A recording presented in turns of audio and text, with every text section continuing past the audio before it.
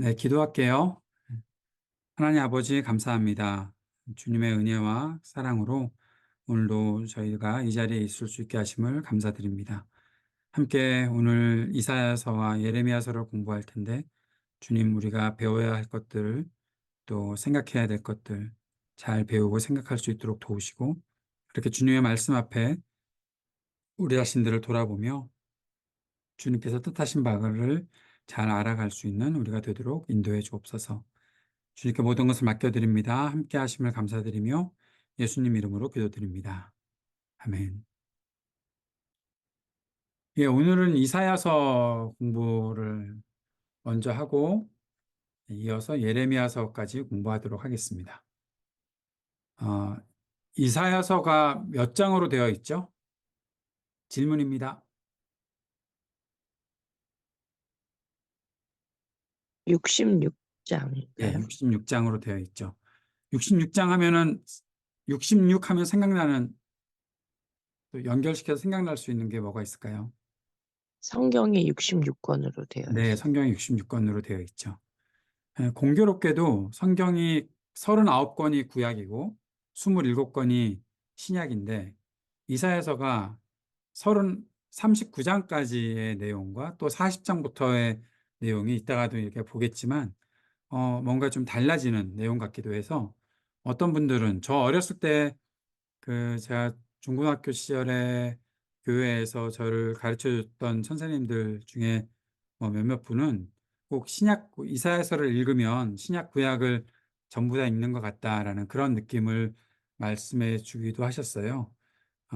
정말로 그러한지 우리가 좀 살펴봐야 하고 또 우리 읽어야 되겠지만 이사야서가 66장으로 되어 있고 또 39장과 나머지 27장의 내용이 좀 달리 구성이 된다라는 것들을 보는 것도 흥미로운 일이다 생각을 하고요. 그러나 우리가 이미 알고 있듯이 장과 절이 생긴 것은 70인경이 만들어지는 그때 정해진 것이기 때문에 그렇게 우리가 큰 의미를 두어야 하나라는 생각도 살짝 하긴 하지만 기본적으로 이사야서는 아주 분명하게 나누어지는 것이 1장부터 39장까지 그리고 40장부터 또 그 이후에 또 하나 이따가 이제 그 내용들을 살펴볼 텐데 그렇게 나누어지고 있다는 것을 우리가 음, 잘 알고서 시작하면 좋을 것 같습니다. 이사야서가 굉장히 중요한 성경이다라고 말할 수 있는 이유는 신약에서 가장 많이 인용된 구약 예언서이기 때문에 그렇습니다. 400회 이상의 그 이사야서의 구절들이 신약에서 인용되고 있다라고 그렇게 보입니다. 이사야서의 예언서 가운데 가장 많은 분량의 또 이사야서가 예언서 가운데서 가장 많은 분량으로 되어 있는 66장으로 되어 있는 그러한 성경이기도 하고요. 이사야라는 인물이 어떤 인물인가? 성경이 이사야가 누군다라는 내용을 자세히 말하진 않지만 이사야는 분명히 왕족이나 귀족이었을 가능성이 크고요. 특별히 탈무드가 뭔지 아시죠? 이 탈무드에서는 이사야를 우시야 왕의 사촌 또는 조카 그렇게 짐작하고 있기도 하고 혹은 왕실의 서기관이다라고도 말하기도 합니다. 어, 성경에 보면 성경이 아니라 이렇게 우리가 갖고 있는 성경은 정경 66권인데 외경, 가경, 위경 뭐 그런 것들도 또 있거든요. 사람들이 예전부터 많이 읽었던 그러한 책들에 보면 이사야 승천기라는 책이 있는데 거기에 따르면 이제 이사야가 어떻게 죽었는가 이사야가 므낫세 왕 때 통나무에 예, 갇혀 들어가서 거기서 톱으로 켜서 죽임을 당했다라는 그러한 내용이 있습니다. 히브리서 11장에 보면 믿음의 인물들이 톱으로 켜서 죽임을 당한 사람도 있다라고 어, 읽어보신 적 있으실 텐데요. 그 사람이 이사야일 가능성이 크다라는 것은 역사적으로 잘 알려진 사실이기도 합니다. 이사야서에 굉장히 중요한 주제가 있는데 그것은 누구를 의지할 것인가에 대한 질문입니다. 누구를 의지하고 살 것인가?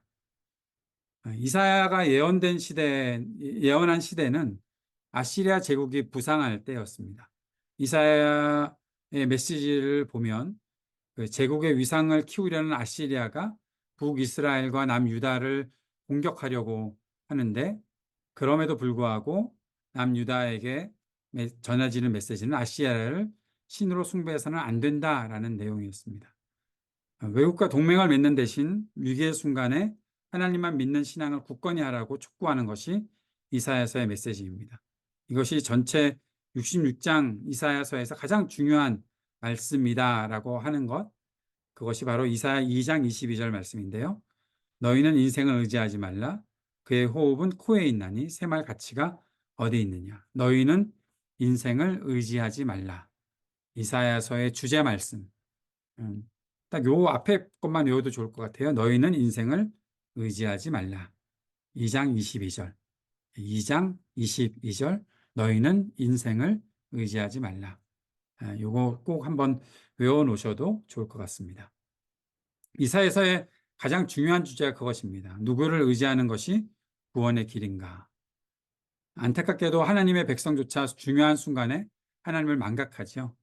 의지하지 말아야 될 인생, 거기에는 강대국들, 또 돈, 권력, 군사력, 뭐 그런 모든 것들이 포함되는데, 하나님의 백성이라고 하면서도 정말 중요한 순간에 하나님을 의지하는 대신에 힘 있는 강대국을 의지하게 되고 군사력을 의지하게 되고 돈과 권력을 의지하는 경우가 굉장히 많죠. 그것에 대해서 질타하는 것이 이사야의 예언의 핵심이다라는 사실을 보여주고 있습니다. 우리가 역사서를 공부하면서 열왕기 상하 말씀들 보면 외국 강대국들 의지하지 말아야 될 것에 대해서 계속해서 경고하는 하나님의 메시지들이 있었음에도 불구하고 그 이스라엘의 왕들, 또 남유다의 왕들이 자꾸 외국을, 강대국들을 의지하려고 하지요. 그런 것에 대해서 그런 것을 의지하지 말아라. 인생을 의지하지 말아라. 라고 강력하게 외치는 것이 이사야 예언의 핵심 메시지입니다. 이사야서를 읽을 때 또 다른 예언서도 마찬가지겠지만 당시의 역사적 상황을 이해하는 것이 중요하죠. 우리가 전에 예언서 개론을 공부하면서 말씀드렸던 거 혹시 기억하십니까? 예언서는 단지 앞으로 있을 일에 대해서 말하고 있는 것이 아니라 지금 그 당시에 당대에 하나님께서 그 백성들에게 주시는 메시지가 바로 예언서들의 메시지라는 것을 우리가 이해해야 한다라는 사실을 말씀드렸었죠. 기억하시죠? 예. 그렇기 때문에 당대에 어떤 일들이 있었는지, 당시 역사적 상황이 어떤 것이었는지를 이해하는 것이 무척 중요한데요. 이사야가 활동한 주전 8세기, 그때 중요한 변화가 일어났었습니다. 최초의 세계 제국이라고 할 수 있는 나라가 등장을 하는데 그것이 바로 아시리아의 등장입니다. 정확히 주전 745년에 아시리아의 디글랏빌레셀 3세가 왕으로 등극하고요. 그가 주변에 있는 나라들을 막 삼켜 먹으면서 빠르게 통치 영역들을 확장하는 그런 일들이 당시에 있었습니다. 주전 8세기의 일입니다. 주전 8세기 이후 고대 근동에는 큰 나라들이 계속해서 진행이 됐었는데 아시리아, 바빌로니아, 페르시아, 헬라, 로마, 성경의 뭐 5대 제국 그런 책도 있기도 하고 그 아주 중요한 성경의 역사를 이해하는 데 있어서 굉장히 중요한 나라들이죠. 아시리아, 바빌로니아, 페르시아, 헬라, 로마. 이 5개의 제국이 연이어서 세워지는 거죠. 그 제국들의 시작의 서막이 바로 아시리아입니다. 아시리아는 제국으로 부상하기 위해서 작은 나라들을 정복하기를 시작했었죠. 디글랏빌레셀 3세가 주전 740년부터 738년 사이에 아람의 소왕국들을 모두 다 정복합니다. 그 후에 북이스라엘, 남유다, 20대까지 뻗어나가려 했었던 거죠. 그래서 이들 나라들이 아시리아 제국이 쳐들어올 것들에 대해서 굉장히 두려워했었는데 그때 이 아시리아를 막아서기 위해서 자기들끼리 연합전선을 짜려고 시도를 했었습니다. 그것이 이제 그 결과로 나타난 것이 주전 734년부터 732년 사이에 시리아 에브라임 전쟁이 나타났던 것인데요. 시리아 그러니까 지금 제 아이폰이 시리가 지금 작동하려고 널 부르는 게 아닌데, 네. 하여튼 그 시리아 에브라임이라고 하니까 우리가 뭔가 좀 이게 뭐지 싶은 생각이 드실 텐데요. 시리아라는 것은 성경에 나오는 아람이라는 나라고요. 에브라임은 북이스라엘을 대표하는 지파잖아요. 그래서 아람과 북이스라엘이 연합하는 일들이 생겼던 겁니다. 그러면서 남유다를 공격했던 것이 시리아 에브라임 전쟁이에요. 왜 그들이 아람과 북이스라엘이 동맹을 맺어서 남유다를 공격하는가 하면 그 다른 나라들을 이렇게 다 연합해서 아시리아를 대항하자라고 그렇게 하고 있는데 에돔, 모압, 암몬 뭐 그런 나라들은 다 이제 동참을 했거든요. 그런데 남유다가 거기에 동참하지 않는 거예요. 당시에 남유다의 왕이 아하스였거든요. 사실 아하스는 우리가 이미 열왕기 상하에서 보았던 것처럼 악한 왕입니다. 우상 숭배를 했던 왕입니다. 그런데 이 사람이 굉장히 좀 똑똑했던 사람이고 국제 정세들을 잘 읽었던 사람이에요. 그런 부분에 외교에 있어서 굉장히 탁월한 시야를 가지고 있었던 사람이었습니다. 그래서 아시리아가 고대 근동 전체를 장악하는 제국이 될 거라고 미리 짐작을 하고 그래서 작은 나라들끼리 힘 합쳐봐야 아시리아한테 다 망하게 될 텐데 우리는 그렇게 하지 말고 그 아람 좀 전에 말씀드렸던 것처럼 그 아람과 북이스라엘 등등의 그 연합군과 함께 동맹하지 않는 거예요. 그러면서 그 동맹하지 않으니까 결국에는 남유다를 공격하는 전쟁이 아람과 북이스라엘이 연합해서 시리아 에브라임 전쟁이 시작되는 거죠. 남유다를 공격하는 전쟁입니다. 이 전쟁이 바로 이사야서 7장부터 9장까지의 배경이 되는 사건이라는 거예요. 그런데 사실 당시에 남유다는 북이스라엘과 1대1로 싸울 수가 없는 그런 약한 나라였어요. 아람이 북이스라엘보다 강력했고 그런데 북이스라엘과 아람이 힘을 합했으니까 남유다를 공격하면 결과는 뻔한 것이었죠. 그때 아하스가 아시리아 왕에게 편지를 보냅니다. 그래서 자신을 아시리아 대왕의 아들이라고 표현하면서 구조 요청을 했던 거죠. 그럴 때에 이사야가 등장을 합니다. 이사야가 그것을 막는 거죠. 절체절명의 위기에 직면한 남유다가 살 길이 아시리아를 의지하는 것이 아니다라는 거예요. 그들이 살 길은 오로지 하나님을 의지하는 것이라고 말하면서 동맹을 맺으려면 아시리아와 동맹을 맺는 것이 아니라 하나님과 동맹을 맺어야지, 하나님과 함께 해야지라고 주장하고 있는 것이 이사야의 메시지입니다. 사람을 의지하지 말라. 강한 강대국 의지하지 말라. 힘이나 돈 같은 거 의지하지 말라. 그것이 지금 이 남유다에게 주는 하나님의 메시지였던 거죠. 아시리아에게 도움을 구하면 당장은 아시리아가 남유다를 구원해 줄 것처럼 보이지만 결국에는 아시리아가 남유다를 정복하는 일이 생기게 될 것이다. 그들이 결국 남유다를 다 집어삼킬 것인데 그렇게 아시리아를 의지하지 않고 아시리아와 동맹을 맺는 것은 헛된 일이다라는 사실을 말하고 있는 거죠. 그럼에도 불구하고 결국 아시리아를 불러들이는 것이 아하스였고 아시리아를 섬기는 그 봉신국이 되었던 것입니다. 이것이 바로 이사야서의 배경이다라고 볼 수가 있죠. 자, 그런데 이제 그 다음에 우리가 배워야 될 것은 이사야서는 그 당시 당대라고 말할 때의 그 청중들이 굉장히 다양하다는 것들을 우리가 보아야 합니다. 이사야서가 66장으로 된 긴 성경이라고 말씀드렸잖아요. 그런데 우리가 한 가지 알고 있어야 되는 상식 하나가 뭔가 하면 신학자들이 볼 때 1장부터 39장까지를 그 저자를 제1 이사야라고 보고요. 40장부터 55장까지를 제2 이사야가 썼다라고 보고 그리고 56장부터 66장까지를 제3 이사야가 썼다라고 보는 것이 신학자들의 대부분의 견해입니다. 제1 이사야는 이사야 본인, 아까 그 톱으로 켜서 죽임을 당했던 그 이사야 본인, 이사야 선지자 본인을 가리키는 것이고 제2이사야, 제3이사야는 이사야의 이러한 신학, 이사야의 예언의 메시지를 함께 하고 있었던 그것들을 계승하는 제자들이 아니었을까라고 이해를 하고서 그렇게 보고 있습니다. 물론 보수적인 신학자들은 이사야서 전체를 주전 8세기의 예언자 이사야가 다 썼다라고 믿는 것이 보통 보수적인 신학자들이고 저도 그렇게 보수적인 신학자들에게서 배웠었고요. 그럼에도 계속해서 나오는 현대 신학자들은 좀 저자가 다른 것은 아닐까라는 그런 주장들을 하고 있는 거죠.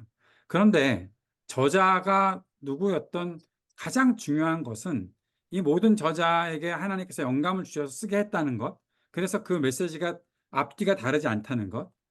그런데 더 중요한 것이 있는데 그것이 무엇인가 하면 한 명이 썼든 세 명이 썼든 그 모든 본문들 39장까지 55장까지 66장까지 이 세 부분이 전부 다 청중이 제일 중요한 것은 그것을 듣는 청중들이 다르다는 거예요. 조금 더 자세히 설명을 하면 1장부터 39장의 청중은 주전 8세기 남유다 백성이 청중입니다. 그래서 회개를 촉구하는 말씀이 대부분 나타나는 것이에요. 그래서 이사야서 1장부터 39장이 구약 성경 39장, 39권처럼 회개를 촉구하는 말씀이 대부분이다라고 이해했던 것이 옛날 저를 가르치셨던 선생님들의 그런 의견과 이렇게 상통하는 것이죠. 40장부터 55장까지는 주전 6세기 바빌로니아 포로로 끌려와 있는 사람들 대상으로 선포된 말씀이다라고 볼 수 있어요. 자, 40장 1절 2절을 보면요. 너희 하나님이 이르시되 너희는 위로하라 내 백성을 위로하라 너희는 예루살렘의 마음에 닿도록 말하며 그것을 외치라.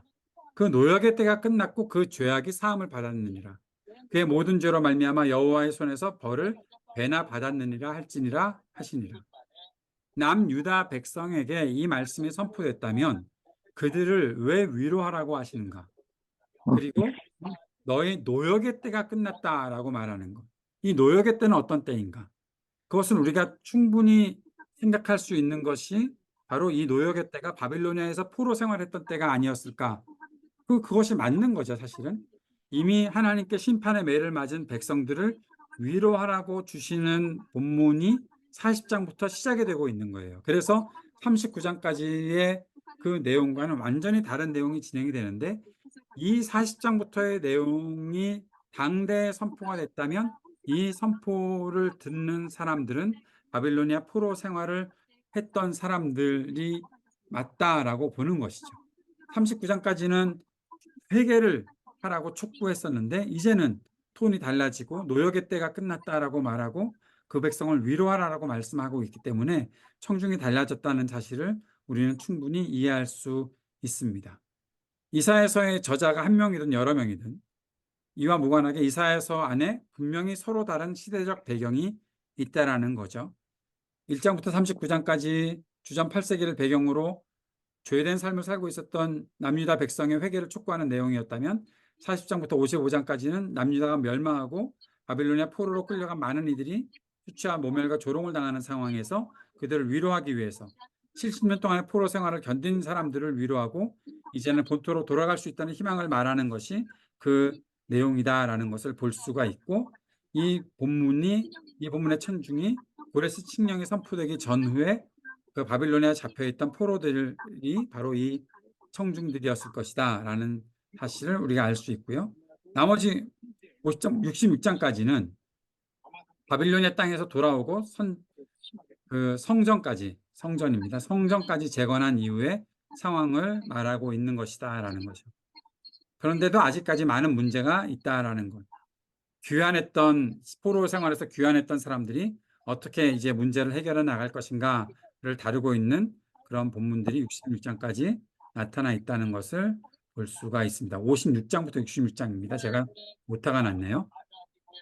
자, 계속해서 이제 이사야서의 내용들을 좀 볼 텐데 주인을 알지 못하는 남유다에 대한 내용들이 이제 문제점들을 지적하는 내용들로 나타나 있습니다. 이사야는 당대 가장 심각했던 문제가 어떤 일이었나 하면 이사야서 1장 2절과 3절의 말씀을 보면 하늘이여 들으라 땅이여 귀를 기울이라 여호와께서 말씀하시기를 내가 자식을 양육하였거늘 그들이 나를 거역하였도다. 소는 그 임자를 알고 나귀는 그 주인의 부유를 알건만은 이스라엘은 알지 못하고 나의 백성은 깨닫지 못하는도다 하셨도다. 이사야서 기록되었을 때 이스라엘 백성들, 특별히 또 남유다 백성들의 가장 심각한 문제는 하나님을 거역하는 것이었다라는 거죠. 그러니까 알지 못한다라고 썼던 말 있잖아요. 알지 못한다. 나귀는 그 주인의 구유를 알건만은 이스라엘은 알지 못하고 나의 백성은 깨닫지 못한다. 이것은 경외하지 않는다라는 뜻이 나타나 있는 겁니다. 경외하지 않는다. 남유다는 하나님을 경외하지 않았다. 어, 영적 인식 능력의 파탄이 일어났다라는 것을 말해주고 있는 것이죠. 이것이 이사야 당시 남유다의 가장 심각한 문제였다는 것입니다. 그래서 여기서 그들이 계속해서 기울어져 있었던 인생을 의지하고 하나님을 경외하지 않으니까 인생을 의지하고 강대국을 의지하는 일들이 있었다라는 거죠. 이사야 예언자는 사람들에게 누구를 의지하는 것이 구원의 길이냐라고 말하고 있는 것입니다. 이사야서 5장 7절 말씀에 보면 무릇 만군의 여호와의 포도원은 이스라엘 족속이요 그가 기뻐하시는 나무는 유다 사람이라.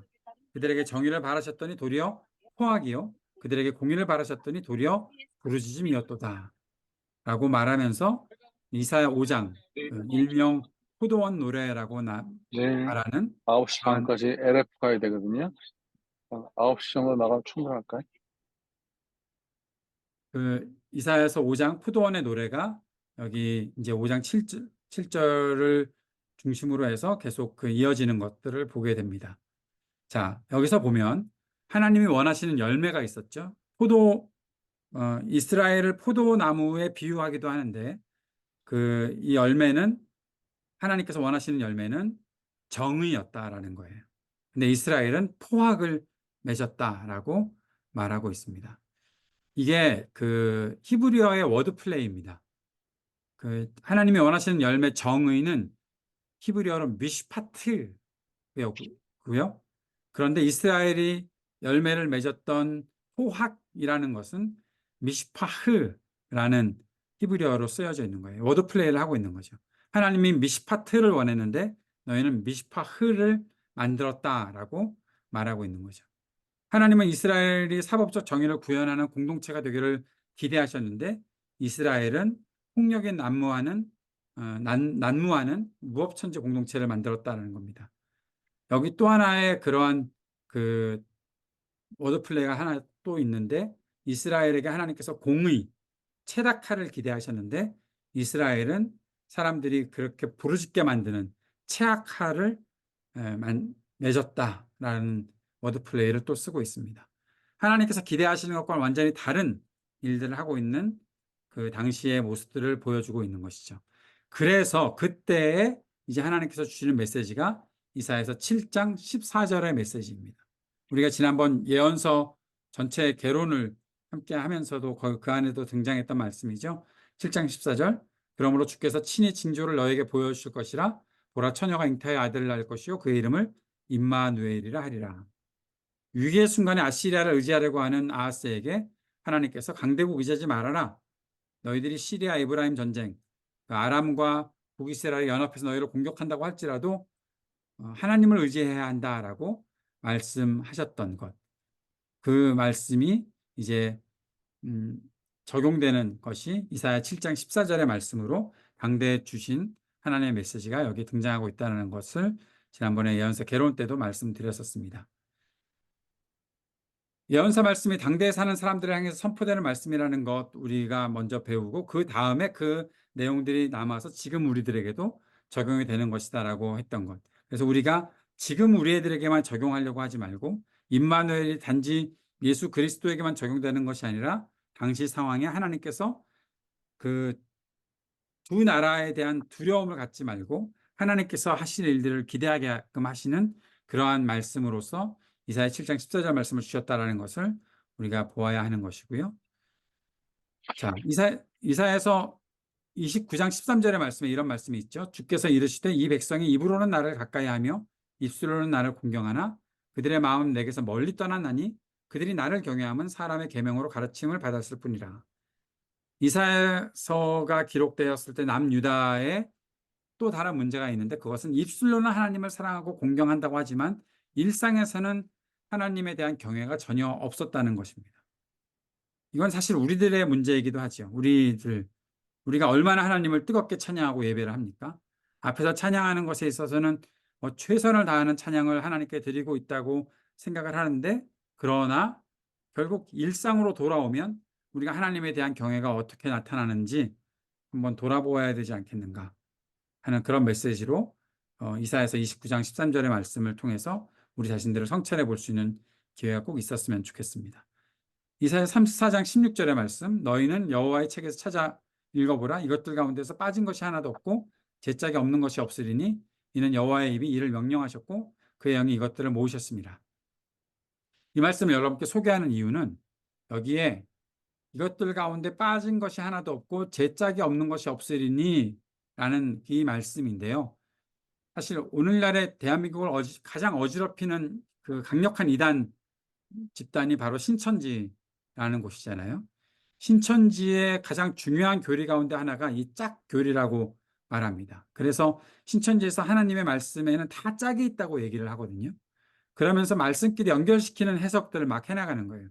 이 말씀은 이 말씀과 연결되고 이 말씀은 저 말씀과 연결되고 하는 그런 것들을 막 말하고 있는데, 그것을 말하면서 이사야서 34장 16절의 말씀에 이것들 가운데서 빠진 것이 하나도 없고 제짝이 없는 것이 없으리라는 말을 인용하고 있거든요. 제짝이 없는 것이 없다라는 말을 우리말 성경에도 지금 한글로도 그렇게 되어 있으니까 이것을 그대로 하면서 이것저것 연결을 시키면 우리들은 성경을 잘 모르니까 그렇게 되나 보다, 저 사람들이 맞는 얘기를 하나 보네 라고 하면서 넘어가는 사람들이 상당히 많거든요.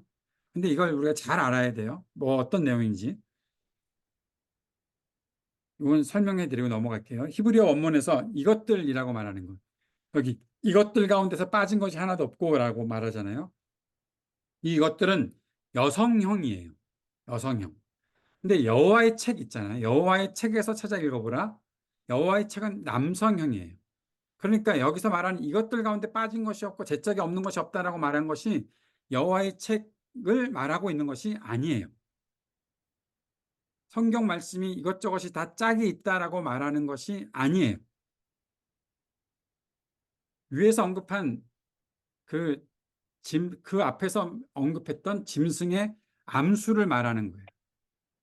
하나님이 모든 짐승을 암컷과 수컷 짝으로 만드셨다는 의미를 말하고 있는 거지, 이것이 하나님 말씀이 서로 상응하는 어떤 짝이 있다라고 보는 것이 결코 아니다라는 거예요. 그러니까 목사들이나 좀 성경을 아는 사람들이 히브리어에 대한 기본적인 이해만 있어도 이런 신천지들이 잘못해서 해석하고 있는 그런 것에 빠지지 않는 거죠. 가끔 우리가 성경을 보면서 이런 내용들을 들어보셨던 적이 있을 거예요. 구약에서 말하는 것이 신약에서 이렇게 메아리처럼 울리고 함께 나타나고 있다. 또 신약에서 말하는 것이 구약에서 이렇게 또 함께 연결되는 것이 있다. 예, 이런 것이 맞죠. 그런데 그것이 함께 짝을 이루어서 좋은 어떤 뜻으로 진행되는 것들이 있기는 있지만, 신천지에서 말하듯이 모든 말씀들이 이렇게 다 짝이 있다, 그 짝을 찾아서 이것도 맞춰보고 저것도 맞춰보고 하는 그런 일들을 이 말씀을 근거로 해서는 안 된다라는 거예요. 이 말씀은 분명히 말하는 것은 모든 짐승을 하나님께서 짝으로 만드셨다라는 것을 말씀하려는 것이지, 하나님의 말씀인 성경이 오늘 이사야서 40장을 읽었으니까 그 40장의 짝은 몇 장이다, 그거 찾아보자 라고 말하면서 막 인위적으로 그들이 만들어 놓은 그런 짝에 우리가 막 빠져들어가서는 안 된다라는 것들을 말씀드리려고, 그렇게 어떠한 성경에 무슨 짝이 있지 않냐라고 말하는 사람들이 혹시 있다면 그건 신천지일 가능성이 굉장히 높기 때문에 거기에 잘못된 해석에 빠지지 않도록 해야 한다라는 것을 꼭 기억해 주시길 바라고, 좀 전에 인용했던 이사야서 34장 16절을 가지고 그렇게 주장하는 사람들이 있다면 신고하셔야 됩니다. 메시아의 의미, 이제 이사야서에서는 우리가 가장 중요하게 또 생각해야 되는 것이 메시아라는 건데요. 메시아의 의미가 어떤 것인가? 이사야서 40장부터 55장까지는 바빌로니아에서 포로로 끌려온 사람들에게 선포된 말씀인데, 이 말씀은 고레스 칙령 이후에 선포됐을 것이라고 보는 거죠. 너희는 내 백성을 위로하라 했고 복역의 때가 끝났다라고 했으니까 이것은 분명히 고레스의 칙령, 예루살렘으로 귀환하라. 유다 사람들은 귀환할 수 있다라고 했던 그것에 우리가 에스라, 느헤미야서 분명히 공부했었으니까 그 내용들을 근거로 해서 또 그때에 있었던 말씀이 바로 이사야서 40장부터 55장까지의 말씀이다라는 거죠. 그런데 여기 굉장히 충격적인 내용이 페르시아 왕 고레스가 하나님의 목자라는 겁니다. 그렇게 하나님께서 이미 말씀하셨어요. 이사야서 44장 28절에 고레스에 대하여는 이르기를 내 목자라. 그가 나의 모든 기쁨을 성취하리라 하며 예루살렘에 대하여는 이르기를 중건되리라 하며 성전에 대하여는 내 기초가 놓여지리라 하는 자니라. 고레스가 그런 일을 한다는 것이죠. 그런데 고레스가 하나님께서 이렇게 도구로 사용하시는 사람인데 그를 가리켜서 하나님은 여호와께서 그의 기름 부음 받은 고레스라는 표현까지도 쓰고 계시거든요. 기름 부음 받았다? 그것은 히브리어로 말하면 메시아입니다. 메시아의 원뜻이 기름 부음 받았다는 뜻이거든요. 그러니까 구약에서 말하는, 이사야에서 말하는 메시아는 고레스인 거예요. 그 메시아는 사실 보통 명사예요. 그러니까 예수님만 메시아가 아니에요. 구약 시대의 왕들 기름 부음 받은 사람이기 때문에 그들도 메시아고요. 제사장들도 기름 부음 받았기 때문에 그들도 메시아고요. 예언자들도 기름 부음 받았기 때문에 그들도 메시아입니다. 기름 부음을 받았다는 것은 하나님의 영의 임재를 나타내는 상징적인 행위가 바로 기름 부는 행위거든요. 하나님에 의해서 선택받아야 그래서 하나님의 일을 할 수 있도록 부름 받은 사람들이 바로 메시아라는 겁니다. 히브리어로 그렇게 메시아라고 말합니다. 그런데 페르시아 왕 고레스도 하나님이 메시아라고 부르신 선택받은 자다. 내 목자 메시아라는 칭호가 고레스에게 주어졌던 거죠. 그런데 문제는 고레스는 전혀 하나님을 알지 못하는 사람, 하나님을 경외하지 않는 사람. 그런데 하나님은 고레스라는 이방 왕을 통해서 당신의 역사를 이루어가고 계신다는 거죠. 고레스는 단지 자신의 정치적인 이익에 따라서 행동한 것이에요. 그런데 그것이 하나님께서 그를 도구로 사용하셔서 하나님의 뜻을 이루는 이 일을 하게 되었던 것이죠. 이 사실을 우리가 이해하고 있는 것이 성경을 잘 이해하는 일 중에 하나입니다. 하나님께서 그렇게 하신다. 왜 이 이야기를 다시 한번 말씀드리냐 하면 성경 말씀, 이 예언서의 말씀은 당대에 하나님께서 그 백성, 당대를 살아가고 있었던 백성들에게 주시는 말씀으로 이해해야 하기 때문에 이렇게 말하는 거예요. 이것을 단지 예언의 말씀이다, 앞일을 이야기하신 말씀이다라고 생각하면서 이 메시아는 결국 그리스도시다. 그럼 고레스가 그리스도인가? 난관에 봉착하게 되거든요. 예. 그렇기 때문에 당대에 이해하는 말씀으로 이렇게 우리가 우선 보는 것이 중요하다는 것입니다.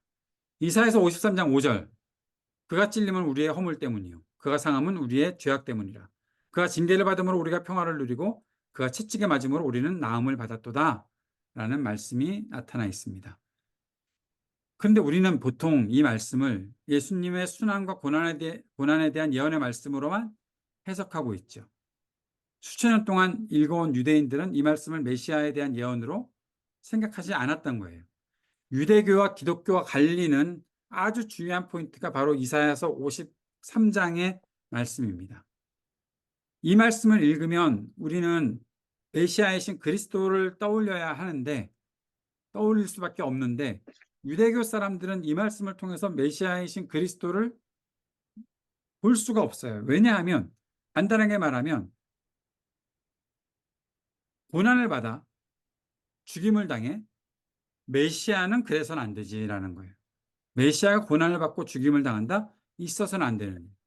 지금 우리가 욥기 말씀 계속 묵상하고 있잖아요.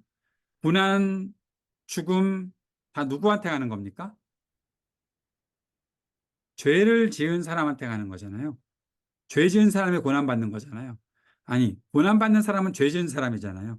그들이 갖고 있었던 생각이에요. 그런데 메시아가 하나님께서 구원의 도구로 이 땅에 구원자로 이 땅에 보내신 사람이 메시아인데 그 메시아가 죄를 범해서 고난을 받는다? 그래서 죄인이다?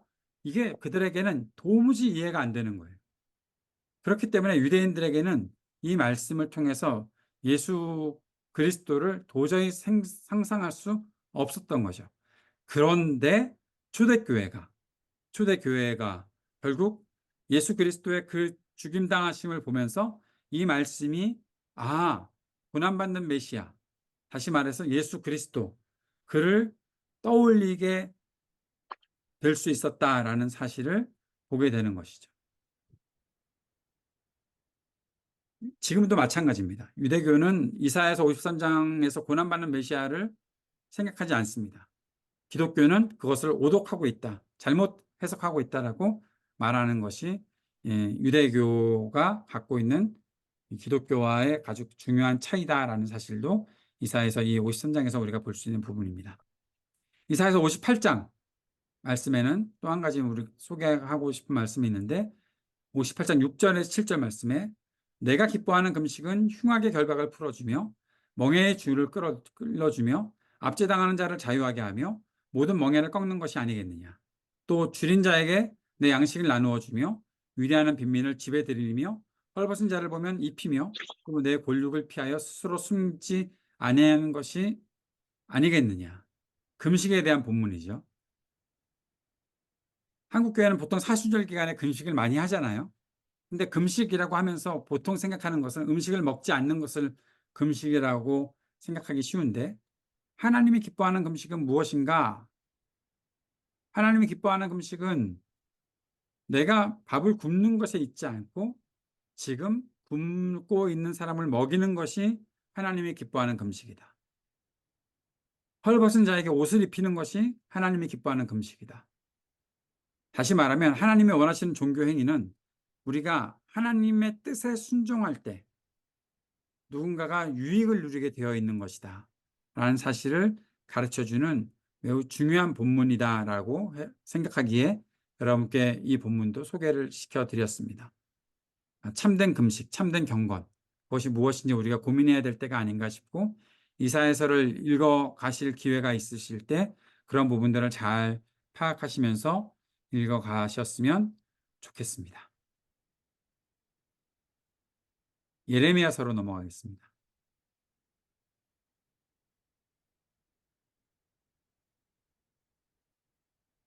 이사야서는 좀 전에 그 주전 8세기를 배경으로 그 이사야가 사역했다라고 말씀을 드렸죠. 예레미야는 그로부터 100년 후에 사역한 예언자가 바로 예레미야입니다. 예레미야가 어떤 그 가문에서 어떻게 나왔는지 잠깐 소개를 해드리면 예레미야는 아비아달의 후손이라고 그렇게 나와 있는데요. 아비아달은 다윗과 솔로몬을 떠올리게 하는 이름이죠. 다윗 시대에 대제사장이 2명 있었습니다. 이거 특이한 일입니다. 한 명이 아비아달이었고 또 한 명이 사독이었습니다. 아비아달은 왜 자꾸 아비아들이라고 썼죠? 아비아달은 다윗의 아들 가운데 아도니아를 차기 후계자로 밀었습니다. 여러분 우리가 솔로몬이 등장하기 바로 직전에 말씀들 혹시 기억하시죠? 근데 사독은 솔로몬 왕을 지지했죠. 다윗은 솔로몬을 선택했죠. 왕이 된 솔로몬은 자신이 아닌 아도니아를 지지했던 사람들을 처형하거나 유배를 보냅니다. 그때 하나님의 제사장 아비아달도 유배를 떠났습니다. 그 유배를 떠난 곳이 아나돗이었습니다. 그 아나돗 땅에서 아비아달의 후손으로 태어난 사람이 누구냐 하면 바로 예레미야였던 거죠. 예레미야는 제야에서 활동했던 예언자입니다. 그래서 예루살렘과 굉장히 대립관계에 있었던 사람이었습니다. 주전 627년에 하나님께서 예레미야를 부르셨고 남유다가 멸망한 586년까지 40년 동안 예레미야가 사역하게 하셨습니다. 예레미야의 별명이 뭔지 아세요? 질문입니다. 예레미야 별명. 땡땡의 선지자라고 보통 말을 하지 않나요? 눈물의 선지자요. 네, 맞습니다. 눈물의 선지자. 왜 눈물의 선지자일까요? 질문입니다.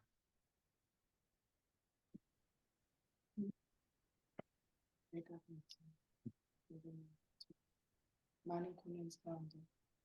예? 고난이 많아서 눈물을 많이 흘렸답니다. 예레미야가. 옆에 계신 분이 말씀하셨나 봅니다. 예. 예. 예, 고난이 많았으니까 눈물을 많이 흘렸겠죠. 예. 네, 맞습니다. 예언자 중에서 가장 많은 고난을 당한 사람이죠. 그런데 이게 눈물의 선지자가 되었던 이유 중에 하나가 예레미야서 바로 다음에 있는 성경이 뭔지 아세요? 예레미야 애가. 예, 예레미야 애가죠. 애가가 바로 그 눈물로 기록한 노래잖아요. 애가 슬픈 노래. 예레미야의 그 눈물의 노래가 있기 때문에 예레미야를 가리켜서 사람들이 눈물의 선지자라고 많이들 이야기했었습니다. 그런데 그러한 것을 기록한 그 사실 애가는 예레미야 자신이 고난을 당했다기보다 예루살렘의 멸망한 것들을 보면서 울었던 그런 눈물의 노래이고, 예레미야는 좀 전에 말씀하셨던 것처럼 그 가장 많이 고난을 당했던 선지자라고 볼 수가 있는 거죠. 사실 예언자로 태어난, 예언자로 부름받았던 사람들의 운명이라고 말하는 게 좀 어떨지 모르겠는데, 운명 자체가 이 고난과 죽음의 길을 걷는 겁니다. 똑같이 기름 부음을 받았잖아요. 왕도 기름 부음을 받고 제사장도 기름 부음 받습니다. 근데 왕은 기름 부음 받고 그 정치 권력을 잡죠. 제사장은 종교 권력을 잡습니다. 그런데 기름 부음을 받은 예언자는 아무 권력이 없어요. 그저 하나님 말씀 전하다가 죽음의 길을 가는 거예요. 고난의 길을 가는 거예요. 그 가운데 가장 처절한 고통의 길을 걸어가는 사람, 그 사람이 바로 예레미야다라고 볼 수가 있습니다. 뭐 이사야 선지자가 톱으로 켜서 죽임을 당했다. 선지자는 다 죽임을 당했어요. 거의 다 죽임을 당했었으니까. 그런데 사는 동안 정말 어렵게 하나님 말씀을 증거하며 살았던 사람이 예레미야라는 것이죠.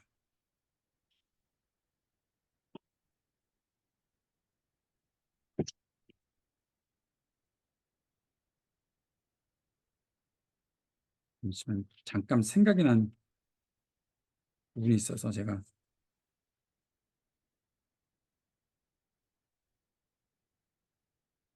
예레미야 지금 제가 강의 안에 포함을 시키지 않았는데 예레미야서 45장에 보면 예레미야의 뭐라고 그럴까 비서 역할을 했던 바룩이라는 사람이 나오거든요.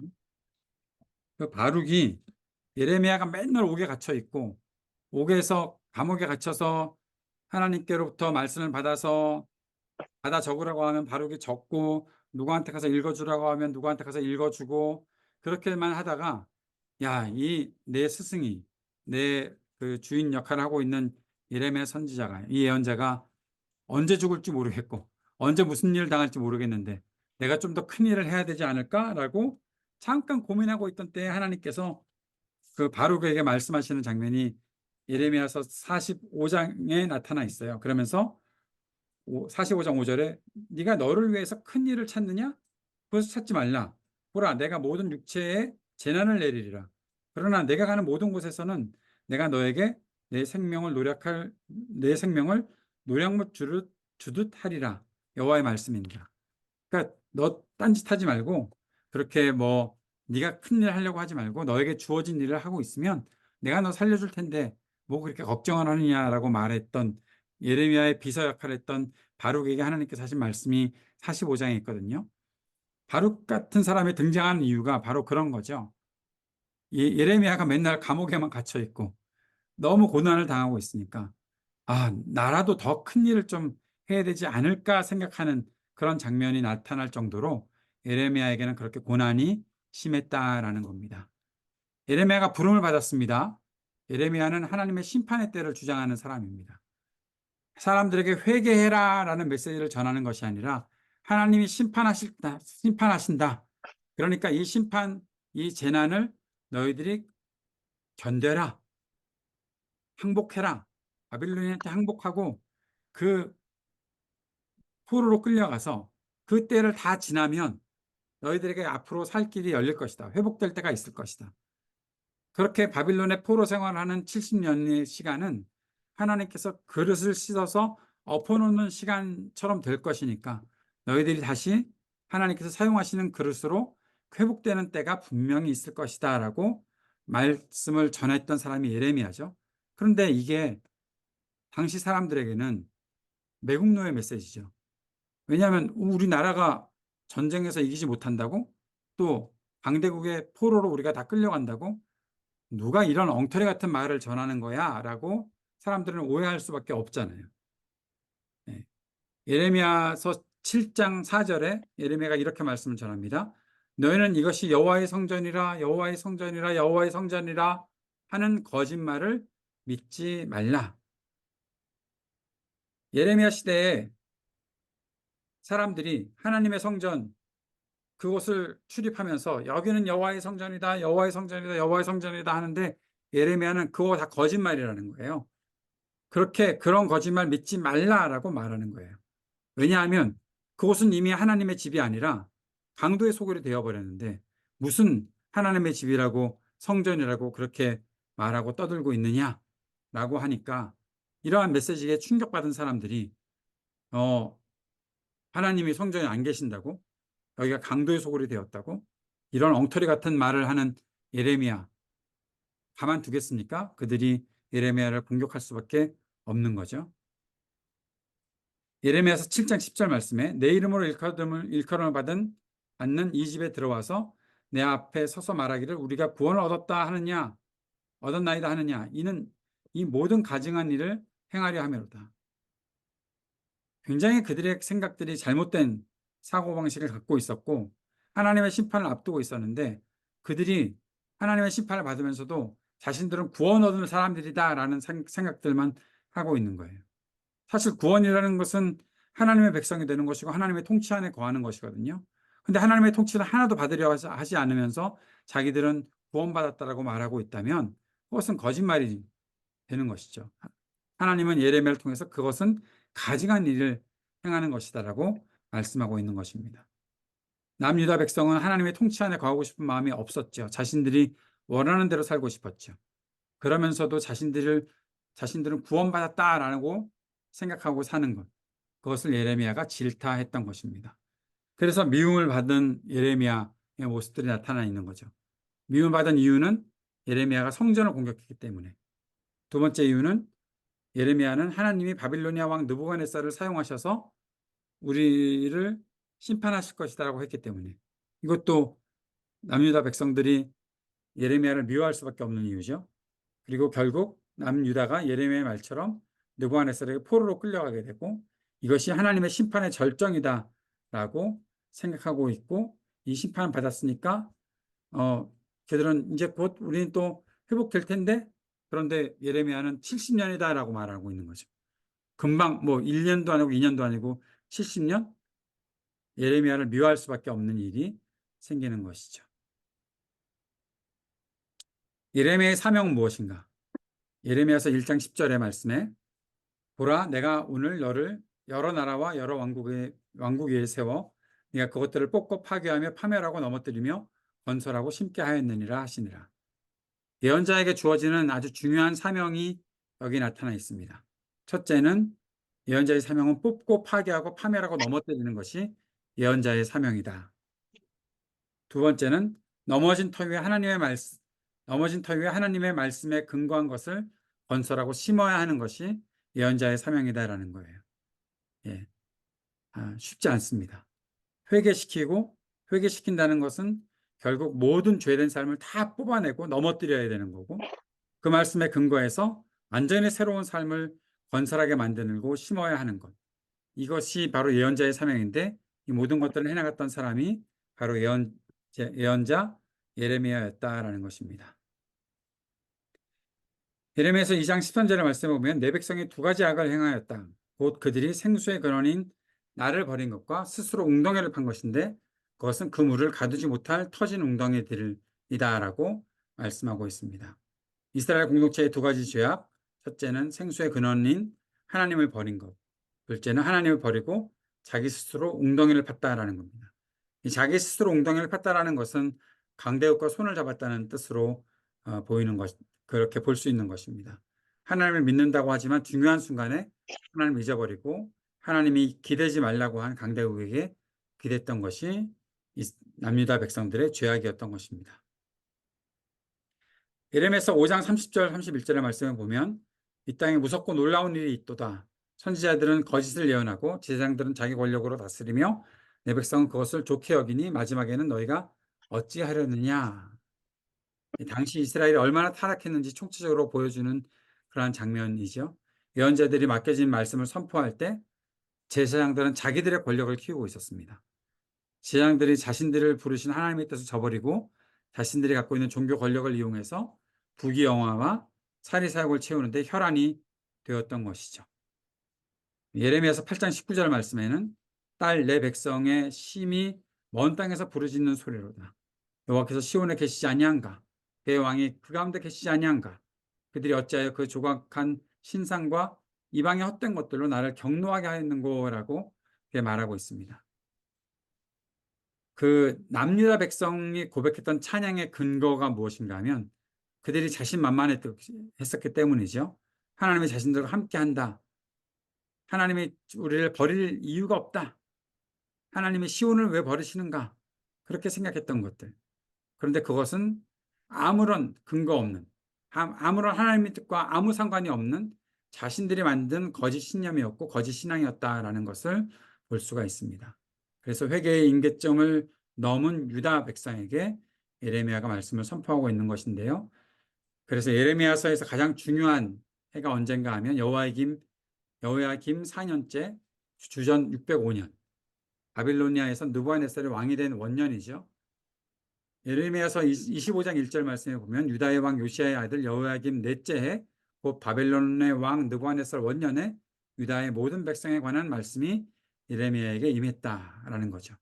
이 605년이 왜 중요한가 하면 이전까지만 해도 예레미야는 남유다 백성의 회개를 촉구했었습니다. 그런데 605년 이후에는 더 이상 회개를 촉구하지 않고 하나님의 심판이 확정되었으니 결국 이 심판의 때를 받아들이고 바벨론으로 항복하고 그쪽에 가서 살아야 한다라는 것을 말하고 있는 것입니다. 605년이 결국 주전 605년이 회개의 임계점이었다라고 볼 수 있는 그런 때였죠. 예레미야서에 나오는 두 악인이 대표적인 악인이 있습니다. 한 사람은 여호야김이고요. 한 사람은 시드기야입니다. 이 두 사람의 차이가 있는데 여호야김은 대놓고 하나님을 대적하거든요. 그 두루마리 말씀을 칼로 자르고 조각내서 불에 태웠고요. 근데 시드기야는 예레미야를 옥에 가둬놓고 야, 하나님께 기도 좀 해줘. 하나님의 뜻을 좀 구해줘. 라고 그렇게 얘기를 합니다. 그런데 예레미야가 하나님의 뜻을 전하면 그것에 대해서는 전혀 순종하지 않았던 사람이었죠. 여호야김이 적극적으로 하나님께 저항했던 악인이었다면 시드기야는 순종하지 않는 무반응하는 악인이었다라고 볼 수 있습니다. 예레미야서 31장 33절에 보면 그러나 그날 후에 내가 이스라엘 집과 맺은 언약은 이러하니 곧 내가 나의 법을 그들의 속에 두며 그들의 마음에 기록하여 나는 그들의 하나님이 되고 그들은 내 백성이 될 것이라 여호와의 말씀이니라 말씀하고 있습니다. 예레미야서 31장 33절은 굉장히 중요한 건데 이건 새 언약을 말씀하시는 거예요. 예레미야서에 새 언약 체결이 나타나 있습니다. 새 언약이라는 것은 시내산의 옛 언약과 비교가 되는데 대표적으로 비교되는 것은 시내산 언약은 돌판에 새겨주셨잖아요. 그런데 새 언약은 하나님께서 각 사람의 마음에 새겨주시는 언약이다라는 겁니다. 옛 언약은 누군가가 해석해주지 않으면 모르는데 새 언약은 하나님께서 그들 마음에 새겨주셨고 그들이 그 뜻을 깨달아 갈 수 있도록 하시겠다라는 것. 그것이 우리 마음에 기록된 새 언약이다. 예레미야서는 그 새 언약을 우리들에게 말씀하고 있다라는 것이죠. 이집트로 끌려가는 예레미야에 대한 내용을 또 볼 수가 있습니다. 예레미야서 44장 17절에 보면 우리 입에서 낸 모든 말을 반드시 실행하여 우리가 본래 하던 것 곧 우리와 우리 선조와 우리 왕들과 우리 고관들이 유다 성읍들과 예루살렘 거리에서 하던 대로 하늘의 여왕에게 분향하고 그 앞에 전제를 드리리라. 그때에는 우리가 먹을 것이 풍부하며 뭘 받고 재난을 당하지 아니하였더니 예레미야가 이집트로 끌려가서 사람들에게 철퇴에 맞아 죽었다는 전설이 있습니다. 흥미로운 것은 예레미야를 끌고 간 사람들이 누군가 하면 조상들이 하던 대로 다시 하늘의 여왕에게 분향하고 그 앞에서 전제를 드리겠다고 말하는 사람들이었다는 거예요. 남유다 안에서 우상숭배를 했던 사람들, 그들이 얼마나 오랫동안 우상숭배를 하고 살았는지 보여주는 그러한 장면이기도 하다라는 거죠. 구약의 이스라엘 백성들이 어떻게 살고 있었나 하면 가난하게 살더라도 하나님만 섬기는 삶이 아니라 우상을 숭배하더라도 부유하게 사는 삶을 선택했던 것이다. 하나님과 함께하고 하나님의 통치 안에 거하는 것이 진정한 복인데 이스라엘 백성은 그런 복은 저버리고 자신들이 잘 먹고 잘 사는 것, 부귀 영화, 욕망 성취, 그것들을 가능하게 해준다고 믿는 이방 우상들을 숭배하고 살았다라는 것을 예레미야서에서 보여주고 있습니다. 이 이사야 선지자의 글과 예레미야 선지자의 글을 보면서 우리 자신들을 한번 돌아보았으면 좋겠어요. 진짜 하나님에 대한 간절함이 있는가? 하나님을 끊임없이 부르며 하나님을 신뢰하는가? 하나님의 능력을 구하는 우리들의 모습이 혹시라도 그저 내 어떠한 욕망을 실현하고자 하나님의 능력을 구하고 있는 것은 아닌지, 그것이 신앙의 주된 관심사로 우리가 생각하고 있는 것은 아닌지 한번 성찰해 보는 기회가 되었으면 좋겠습니다. 예레미야는 남유다 백성의 거짓된 확신에 도전하다가 오랜 세월 미움과 공격을 받았습니다. 결국 역사는 그가 하나님의 참된 예언자임을 증명해 주었죠. 오늘날 우리도 마찬가지로 부담스러운 메시지는 거부합니다. 죄를 들춰내는 것 좋아하지 않습니다. 그러나 그런 각성과 비판이 우리를 살리시는 하나님의 사랑, 또 자비, 긍휼, 그것을 받을 수 있는 기회라는 사실을 우리가 꼭 생각할 수 있었으면 좋겠습니다. 그래서 예언서 말씀에 근거해서 우리의 삶이 조금씩 변화되고 날마다 하나님의 사람답게 성장할 수 있어야 한다라는 것이 오늘 이사야서 또 예레미야서로 이어지는 예언서 메시지를 공부하면서 우리가 내리는 결론입니다. 네, 강의는 여기까지. 혹시 질문이 있으십니까?